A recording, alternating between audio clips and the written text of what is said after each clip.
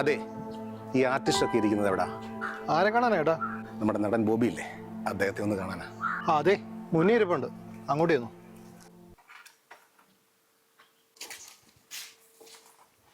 ആ പ്രൊഡ്യൂസർ സാറേ, എന്നാ വഴിക്കൊക്കെ? ബോബി ഒന്ന് കാണാൻ തന്നെ വന്നതാ. ബാ ഇരിക്കേ. ആ എന്നാ ഇറങ്ങി?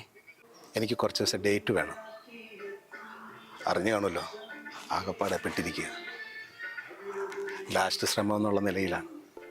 ഞാനും ഇതുപോലെ ദിവസം വന്നിട്ടുണ്ട് സാറിൻ്റെ അടുത്ത്, അവസരം ചോദിച്ചു. സാർ ഓർക്കുന്നുണ്ടോ? എൻ്റെ അടുത്തോ? കേട്ടോ സ്നേഹേ, ഞാൻ ഈ സിനിമ പ്രാന്ത് മൂത്ത് നടക്കുന്ന സമയത്തെ അവസരം ചോദിച്ച് നമ്മുടെ ഈ പ്രൊഡ്യൂസർ സാറിൻ്റെ അടുത്തേ പോയിട്ടുണ്ട്. അന്ന് എൻ്റെ കൂടത്തെ എൻ്റെ അമ്മയും ഉണ്ടായിരുന്നു. അന്ന് സാറിനോടൊരു സീൻ ചെയ്യാൻ ആവശ്യപ്പെട്ടു. ഞാൻ ആദ്യമായിട്ടായതുകൊണ്ട് ചെയ്ത് അങ്ങോട്ട് ശരിയായില്ല. അത്രയും ക്രൗഡിൻ്റെ ഇടയിൽ വെച്ച് സാറിനെ ഷൗട്ട് ചെയ്ത് ഇറക്കി വിട്ടു.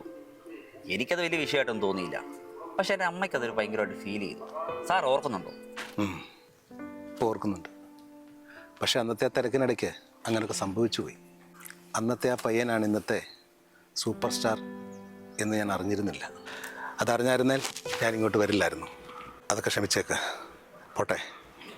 നില്ല് സാറേ, പോവല്ലേ. അന്ന് അവിടുന്ന് ഇറങ്ങിയപ്പോൾ തന്നെ എൻ്റെ അമ്മ ഒരു കാര്യം തീരുമാനിച്ചായിരുന്നു. പറ്റിയൊരു ഫിലിം സ്കൂൾ കണ്ടുപിടിച്ച് സ്പെഫ അമ്മ എന്നെ അവിടെ പഠിപ്പിക്കുകയും ചെയ്തു. എൻ്റെ അമ്മ പറഞ്ഞ ഞാൻ സാറിൻ്റെ പടം ചെയ്യും.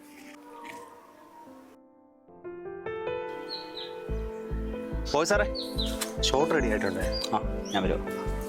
അപ്പോൾ സാറേ, നമ്മൾ പടം ചെയ്യുന്നു. ഷോട്ട് റെഡിയായി, കാണാം.